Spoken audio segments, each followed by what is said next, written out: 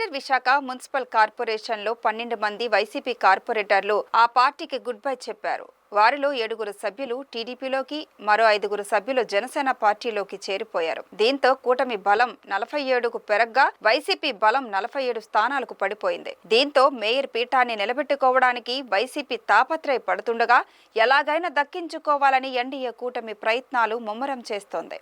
నగరంలో టీడీపీ కార్యాలయంలో జరిగిన చేరికల సమావేశం సందడి వాతావరణంలో సాగింది. టీడీపీ రాష్ట్ర అధ్యక్షుడు పల్ల శ్రీనివాస్ ఆధ్వర్యంలో జరిగిన కార్యక్రమానికి ఎంపీ శ్రీ భరత్, ఎమ్మెల్యేలు గంట శ్రీనివాసరావు, వెలగపూడి రామకృష్ణబాబు, జనసేన ఎమ్మెల్యే వంశీకృష్ణ శ్రీనివాస్ తదితరులు హాజరై కొత్తగా పార్టీలో చేరిన వారికి కండువాలు కప్పి ఆహ్వానించారు. టీడీపీ అభివృద్ధి నినాదాన్ని చూసి వారంతా స్వచ్ఛందంగా వచ్చారని నేతలు, టీడీపీ, జనసేన ప్రజా ప్రతినిధులు చెప్పుకొచ్చారు. వైసీపీలోని నిరంతర పోకడలను సహించలేకే వారంతా పార్టీ మారారని, అయితే ఎప్పటి నుంచో పార్టీలో ఉన్న వారికి ఇవ్వాల్సిన గౌరవానికి ఏమాత్రం లోటు ఉండదని అధికార పార్టీ నేతలు స్పష్టం చేశారు. రాబోయే రోజుల్లో మరిన్ని చేరికలు ఉంటాయని వెల్లడించారు. సోదరులారా, ఒక పార్టీలో చేరేటప్పుడు ఆ పార్టీ సిద్ధాంతాలను మాత్రం మీరు గమనించాలి.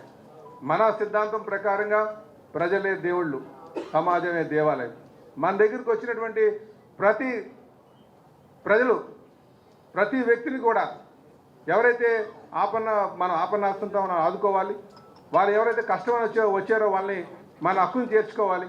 వాళ్ళ సమస్య పరిష్కరించే విధంగా ఉండాలని చెప్పి కూడా ఈ సందర్భంగా తెలియజేస్తున్నాను. అందుకనే మన పేరు సంపాదించడానికి మన అనునిత్యం ప్రజలకు అందుబాటులో ఉండేటట్టుగా మనం ఉండాలని చెప్పి తెలియజేస్తాం.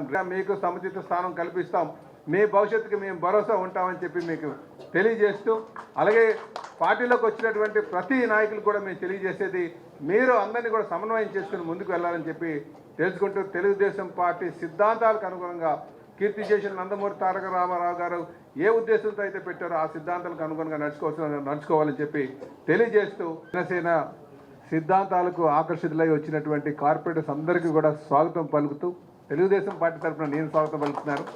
మీ కష్టాన్ని గుర్తించి ఖచ్చితంగా మీకు కూడా సముచిత స్థానం ఇస్తాం.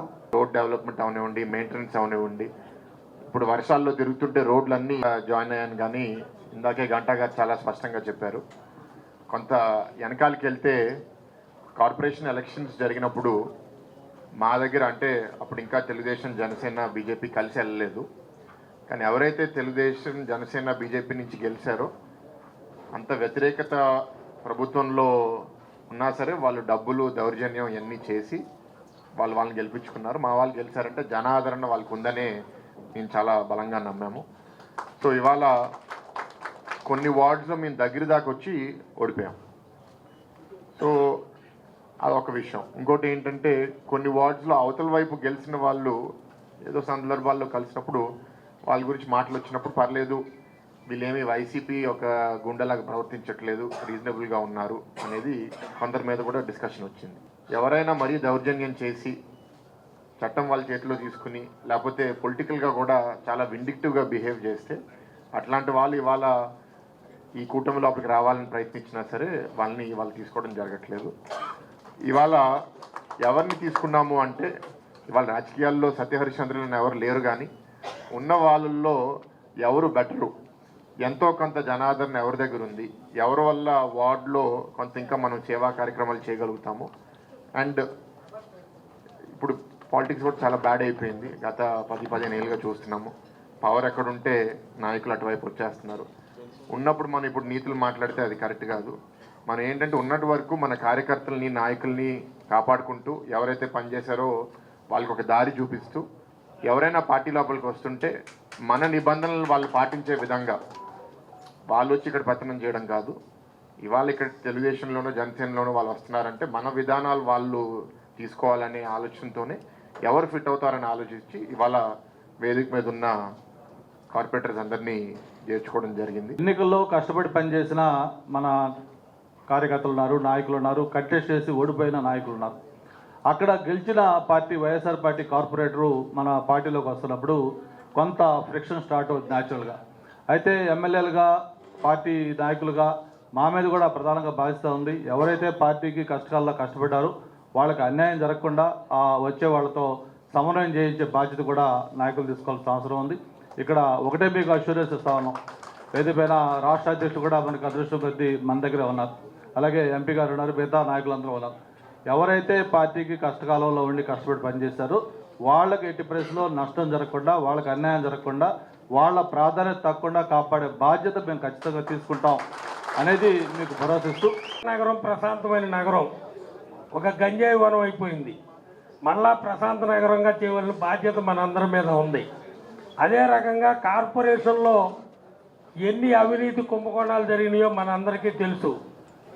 అవన్నీ మరలా పునరావృతం కాకుండా అవన్నీ వెలికి తీసి ప్రజల దృష్టిలో పెట్టి మంచి ప్రభుత్వం, మంచి జీవీఎంసీలో మంచి ప్రభుత్వాన్ని, మన ప్రభుత్వం చేపట్టే కార్యక్రమాన్ని ప్రజల్లోకి తీసుకెళ్ళటం కోసమే ఈరోజు ఈ కార్యక్రమం ఏర్పాటు చేయడం జరిగింది.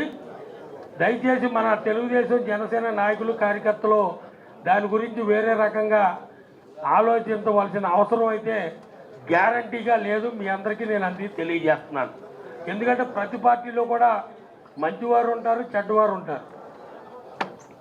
కేవలం ఆ పార్టీలో ఉన్నటువంటి మంచి వ్యక్తులను మాత్రమే ఈ రెండు పార్టీల్లోకి తీసుకెళ్ళడం జరిగింది. అందువల్ల ఎవరో దీని గురించి ఇబ్బంది పడవలసిన అవసరం లేదు. తప్పకుండా కూడా రాబోయే రోజుల్లో విశాఖ ప్రజలకి మనందరం అభివృద్ధి కార్యక్రమాలతో పాటు సంక్షేమ పథకాలను కూడా ఇంటింటికి తీసుకెళ్లాలనే ఉద్దేశంతో ఈ కార్యక్రమం ఏర్పాటు చేయడం జరిగిందని మీ అందరికీ తెలియజేసుకుంటూ సెలవు తీసుకుంటున్నాను. కాబట్టి వాళ్ళు కండువ వేసుకోలేదు. 23 కానీ 24 కానీ 2 రోజులు ఒకరోజు వాళ్ళందరికీ కూడా పవన్ కళ్యాణ్ గారి చేతుల మీదుగా జాయిన్ అవుతారని తెలియజేస్తాను. Thank you. ఈ రాష్ట్రంలో రాక్షస పరిపాలన ఉండకూడదు, ప్రజా పరిపాలన, ఒక అద్భుతమైన అభివృద్ధికి నాంది పలికే పరిపాలన కావాలని చెప్పేసి రాష్ట్ర ప్రజలందరూ తీర్పిచ్చారు. కాబట్టి ఈరోజు తెలుగుదేశం పార్టీలో, జనసేన పార్టీలో జాయిన్ అయ్యి ప్రజా తీర్పుకు అనుగుణంగా పనిచేయాలి. ప్రజలు వైఎస్ఆర్ కాంగ్రెస్ పార్టీని తరిమికొట్టారు. జగన్మోహన్ రెడ్డి గారి మీద నమ్మకం లేదు, ఆ పార్టీని చీకొట్టారు. కాబట్టి ప్రజలకు అనుగుణంగా, ప్రజా తీర్పుకు అనుగుణంగా పరిపాలన జరగాలని చెప్పేసి ఇవాళ అటు తెలుగుదేశం పార్టీలో, జనసేన పార్టీలో జాయిన్ అయిన కార్పొరేటర్లందరికీ కూడా స్వాగతం పలుకుతూ ఈ ఈ ఈ రెండు పార్టీల్లో జాయిన్ అయిన నాయకులందరికీ కూడా భవిష్యత్తు బాగుండాలని, వాళ్ళకి అటు తెలుగుదేశం ఇటు జనసేన పార్టీ కూడా అండగా ఉంటుంది. ఇంకా చాలామంది జాయినింగ్ ఉన్నారు, కాకపోతే కొంతమందిని మనం తీసుకుంటున్నాం. రానున్న రోజుల్లో ఒక అద్భుతమైన పరిపాలన నాంది పలకాలని చెప్పేసి వాళ్ళందరి కోరిక. కాబట్టి వాళ్ళని స్వాగతిస్తూ మనందరం కూడా వాళ్ళని కలుపుకొని భవిష్యత్తు ఎటువంటి ఇబ్బందులు లేకుండా కలుపుకునే విధంగా ఉండాలని చెప్పేసి ఇక్కడ ఉన్నటువంటి ఎన్డీఏ అందరి కూడా సభ్యులందరూ కూడా మనస్ఫూర్తిగా కోరుకుంటూ సెలవు తీసుకున్నాం.